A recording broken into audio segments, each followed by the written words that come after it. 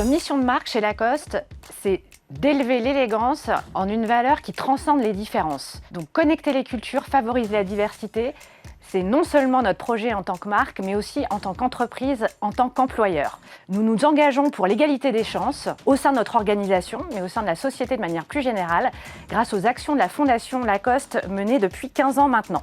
Nos actions s'articulent autour de 3 axes prioritaires. Soutenir les jeunes venant de milieux défavorisés, créer un environnement de travail inclusif pour les personnes en situation de handicap et encourager l'ascension professionnelle des femmes.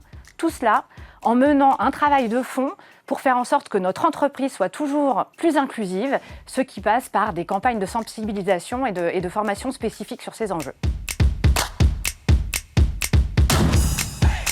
Chez Lacoste, nous sommes convaincus que la différence est synonyme de richesse et que la diversité amène au progrès. Des études récentes du BCG montrent d'ailleurs que les entreprises aux équipes diverses sont juste plus performantes. Donc chez Lacoste, on s'attache à miser sur des personnalités plutôt que des profils types.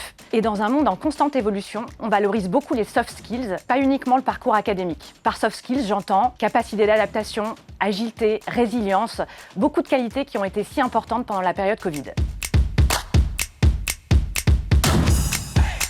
Je pense qu'une chose très importante, quand on veut porter une politique de diversité et d'inclusion ambitieuse, c'est que ce sujet ne reste pas cantonné aux ressources humaines, mais qu'au contraire, il diffuse dans l'ensemble de l'organisation, dans l'ensemble des métiers, des géographies. Et chez Lacoste, nous sommes présents dans plus d'une centaine de pays, donc c'est un petit challenge. C'est pourquoi les ressources humaines chez Lacoste ont conçu une stratégie claire et ambitieuse sur ces sujets, avec 3 axes majeurs pour ne pas se disperser.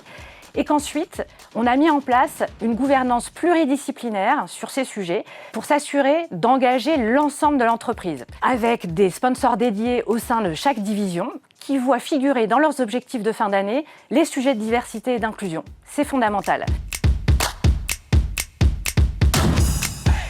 Je suis de manière générale une grande optimiste et je crois en l'énergie positive qui fait bouger les lignes.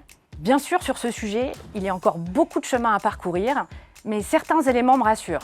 D'abord, l'engagement que je sens au sein des équipes en interne chez Lacoste, avec des collaborateurs très motivés, très impliqués sur le sujet. D'autre part, de plus en plus d'entreprises qui s'engagent sur ces sujets. Et d'ailleurs, le fait qu'il y ait à peu près 70 entreprises qui soient présentes cette année au sommet de l'inclusion économique, c'est bon signe. Et puis enfin, le travail remarquable d'acteurs référents dans le domaine, avec toutes les associations qu'on a citées. Tout ça témoigne d'un élan positif et concret qui va forcément aider à faire bouger les choses.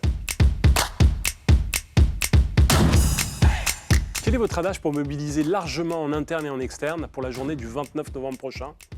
Et bien sûr, au-delà. Je reprendrai simplement le claim RH de Lacoste, Cross Cultures, Move as One.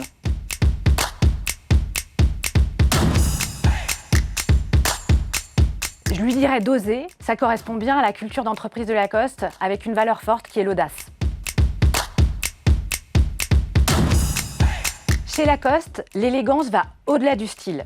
C'est avant tout une manière d'être. Être élégant, c'est aussi être inclusif. Alors le mot de la fin, construisons ensemble un monde plus élégant. Sommet de l'inclusion économique. Agir avec impact.